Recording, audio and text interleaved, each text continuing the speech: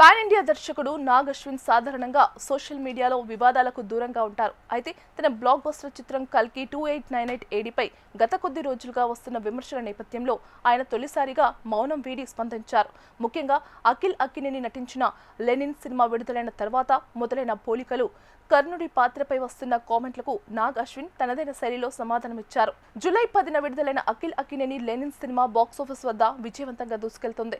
ఈ చిత్రంలో కన్నడ నటుడు ప్రమోద్ పంజు పోషించిన వసంత్ పాత్రకు ప్రేక్షకుల నుంచి విశేష ప్రశంసలు లభిస్తున్నాయి. ఆయన నటనను కొనియాడుతూ ఓ నెటిజన్ సోషల్ మీడియాలో చేసిన పోస్ట్ వైరల్ గా మారింది. ఆ పోస్ట్లో సిల్వర్ స్క్రీన్ పై కర్ణుడి పాత్రను ఇలా చూపించాలని పేర్కొనడంతో కొందరు నెటిజన్లు కల్కి 2898 ఏడీలో కర్ణుడి పాత్ర చిత్రీకరణపై విమర్శలు చేయడం ప్రారంభించారు.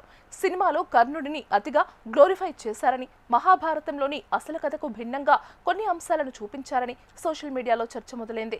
వివాదం రోజురోజుకు పెరగడంతో ఇంతకాలం స్పందించని నాగ్ అశ్విన్ ఎట్టకేలకు సోషల్ మీడియా వేదికగా తన అభిప్రాయాన్ని వెల్లడించారు.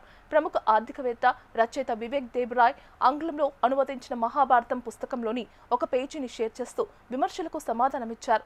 ఆ పోస్ట్లో ఆయన ఇవి ద్రోణవధ పర్వంలో అర్జునుడితో శ్రీకృష్ణుడు చెప్పిన మాటలు. దయచేసి మహాభారతం చదవండి, ముఖ్యంగా వివేక్ దేబ్రాయ్ అనువాదాన్ని చదవాలని నేను సూచిస్తున్నాను అని పేర్కొన్నారు. అంతేకాదు, శ్రీకృష్ణుడు అర్జునుడి ఎదుట కర్ణుడిని ఎన్నిసార్లు ప్రశంసించాడో ఒకసారి తెలుసుకోండి. మన చరిత్రపై నాకు ఎంతో గౌరవం ఉంది. నేను ఏం చేస్తున్నానో నాకు పూర్తిగా తెలుసు.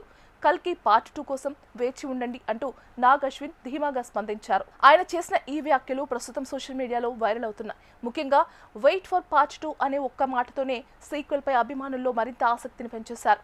కల్కి 2898 ఏడీ మొదటి భాగంలో ప్రభాస్ నటన, విజువల్స్, యాక్షన్ సన్నివేశాలు, సంతోష్ నారాయణ్ అందించిన నేపథ్య సంగీతం ప్రేక్షకులను ఎంతగానో ఆకట్టుకున్నాయి. అయితే కర్ణుడి పాత్రను ఎలా చూపించారనే అంశంపై అప్పటి నుంచే కొంత చర్చ కొనసాగుతుంది. తాజాగా లెనిన్ సినిమా తర్వాత ఆ చర్చ మళ్లీ తెరపైకి రావడంతో నాగ్ అశ్విన్ నేరుగా స్పందించారు. నాగ్ అశ్విన్ ఇచ్చిన సమాధానం తర్వాత ఇప్పుడు సోషల్ మీడియాలో అభిమానులు విస్తృతంగా చర్చిస్తున్నారు. రెండో భాగంలో కర్ణుడి పాత్రకు మరింత ప్రాధాన్యం ఉంటుందా, మహాభారతానికి సంబంధించిన మరిన్ని అంశాలను ఎలా చూపించబోతున్నారు అనే అంశాలపై ఆసక్తి వ్యక్తమవుతోంది.